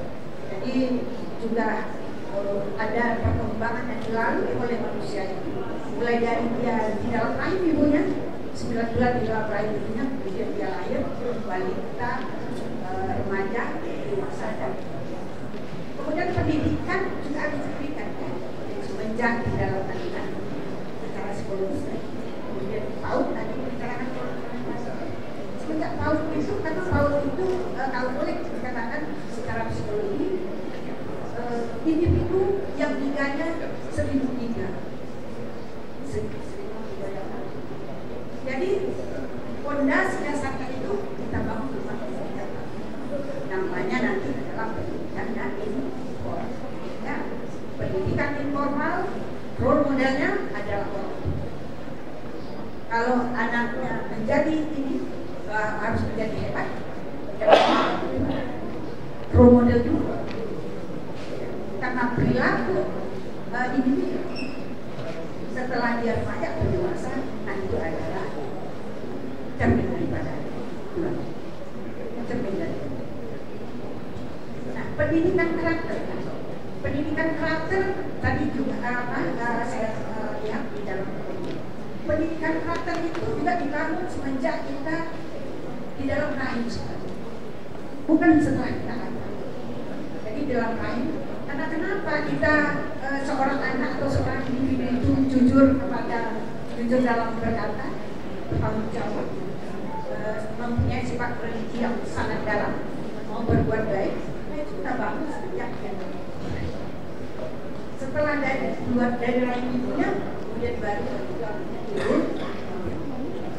itu di pendidikan interform. Kemudian kita lanjut dengan pendidikan formal. Sekarang Anda semua ya, kalau adik-adik kepala saudara saya, barangkali saya akan mengatakan karena saya sudah tua, ya. Karena itu baik yang juga yang enam paketannya dan juga anak. Jadi di sini artinya pejabat-pejabat yang ada di seberang banyak ini adalah sesuatu yang hebatnya. Berarti bagaimana? Tentu pendidiknya juga yang memberikan bagaimana. Jadi pendidikan formal untuk Anda semua sekarang sudah dibuat tinggi dengan beragam prodi ya, dengan beragam prodi dan apa aja seluruh aja sudah 11 prodi ya bagaimana? Dan di bawah berapa? Ada 6 prodi ya. Berarti sudah banyak. Nah artinya apa yang disampaikan dengan semangat tubuh ini ya, dengan semangat tubuh ini kita tidak boleh mengatakan yang gagal itu adalah tulis, ya kegagalan adalah kita mulai kalau kita gagal kenapa kita gagal ya? Cara pendidikan kenapa kita gagal? Kita mesti lihat diri kita karena dalam ini ada oleh Pak Narsu. Ujungnya nanti atau terakhirnya dari apa ini teori masih adalah aktualisasi. Di sana bagaimana kita mencapai kita betul mampu mengaktualisasikan diri kita sebagai mahasiswa berbagai ya, kompetensi ini banyak sekali kita banyak dan dia itu apa? Kebetulan kita ini adalah mendidik guru-guru dan nanti mereka akan memberikan pengajak itu kepada siswa. Kemudian saya lanjut dan tidak berbicara dari Pak, saya kita tidak ada 7 tema, ya. Ada 7 tema, tema-tema yang lain itu kita lihat dari seluruh tema. Barangkali bisa kita melakukan. Selanjut lagi dengan psikologi tadi. Kami sudah terbantu sebenarnya di luar psikologi sudah menulis buku yang terkait dengan jiwa. Kalau kita terkait dengan jiwa ini, pasti kita yang karena tadi ada yang menanyakan bagaimana itu kita tidak mampu kita pemalu gitu ya. Kita tulis itu ke dalam kan, namanya ada motivasi insting. Kita lihat ke dalam kita ya. Bagaimana? Kok bisa ya? Saya computer science. Seperti itu ya. Nah ini sering kali ini karena belajar psikologi dengan saya ya. Psikologi dengan saya. Kita tulis, kita lihat. Karena dengan motivasi yang dalam dan motivasi yang kuat itu akan menjadikan kita menjadi lebih. Tidak boleh pantang menyerah. Kita harus membangun kita bagaimanapun tingkat intelligence ya, karena tingkat intelligence quotient ini memang tidak sama masing-masing itu, tetapi dia akan berbeda ya. Karena orang tua kita juga berbeda, kita heterogen, tidak mungkin. Jadi di rumah tangga misalnya kalau 3 anak dengan 1 ibu dan 1 ayah itu juga akan berbeda tingkat intelligence quotient. Kenapa? Karena salah satu kemungkinan berbeda. Makanya saya mengatakan kepada bagaimana memilih prinsip yang unggul supaya betul-betul mampu memanage jiwanya dan bebas. Jadi ini sudah ditawarkan kepada kita, mudah-mudahan kita mampu untuk melakukannya. Setakut banyak-banyak halaman dunia kita lakukan nanti salah, ya. Kemudian karena belum kita lihat sebenarnya psikologi dalam berkoreksi, saya menawarkan juga ada sebenarnya psikologi karena ini juga menyangkut filsafat gitu ya, filsafat bagi umat budaya kan ada sana. Karena ini di kampus sendiri tadi orang menawarkan ya untuk bagus sekali. Tapi ini sangat bagus ya ada manusia di situ. Karena ini masih fokus yang sedikit, yang lain-lain juga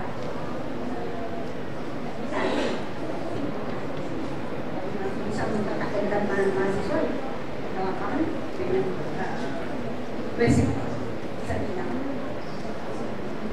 Jadi referensi dan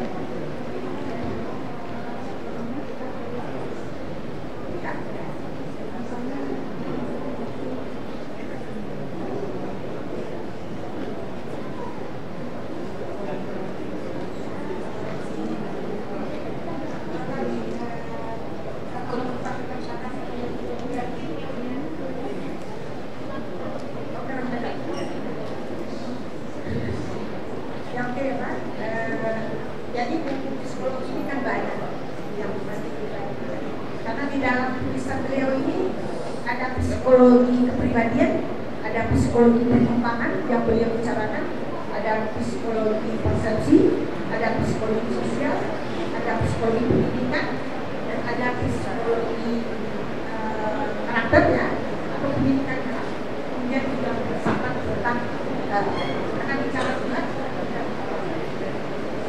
Saya tidak akan karena itu kita tidak, tapi untuk psikologi barangkali akan depan bisa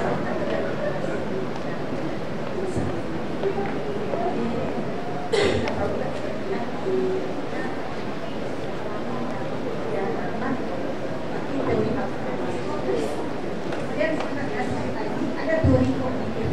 Teori kognitif itu ada beberapa hal bagaimana menjadikan seseorang mempunyai intelektual yang baik.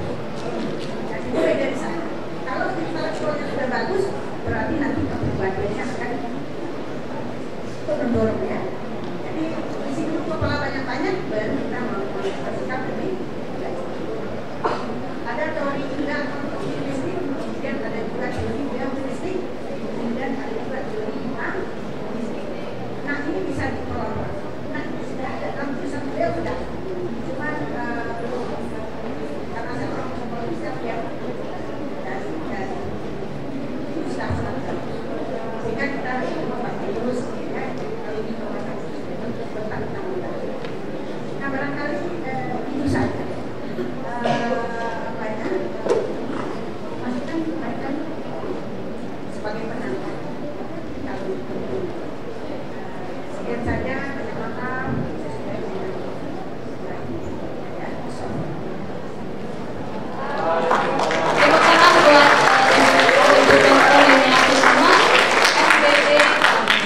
Oke, baiklah. Sekiranya kita sudah sampai di penghujung acara. Sebelumnya saya ingin memberikan sedikit saja kesimpulan mengenai diskusi kita pada kali ini. Bahwasannya kreativitas itu bukanlah sifat bawaan, tetapi kreativitas dapat dilatih dan dilatih melalui keterampilan dan eksplorasi ide. Nah, kemudian terima kasih banyak kepada narasumber kita, Bapak. Apresiasi sebesar-besarnya.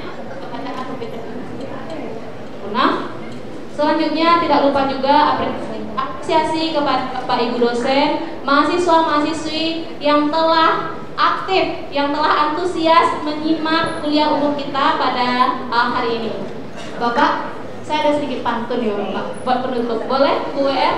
Bapak Biro, Pak Dekan izin? Oke, nanti bantu bilang cakep ya. Bisa? Oke. Ada pantun nih Pak. Gagah tagaknya Gunung Merapi,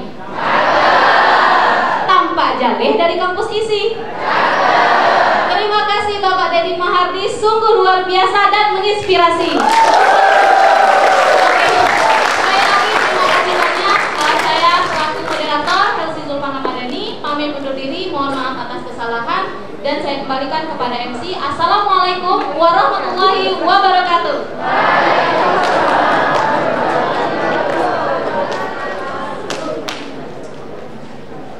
Terima kasih pada Bapak Deddy Mahardi selaku narasumber dan juga Ibu Dr. Yuniarti Munaf MPD-Kons yang telah memberikan kesempatan itu pada saat siang ini. Saya selaku pembawa acara pamit undur diri. Kesepian tanpa kasih.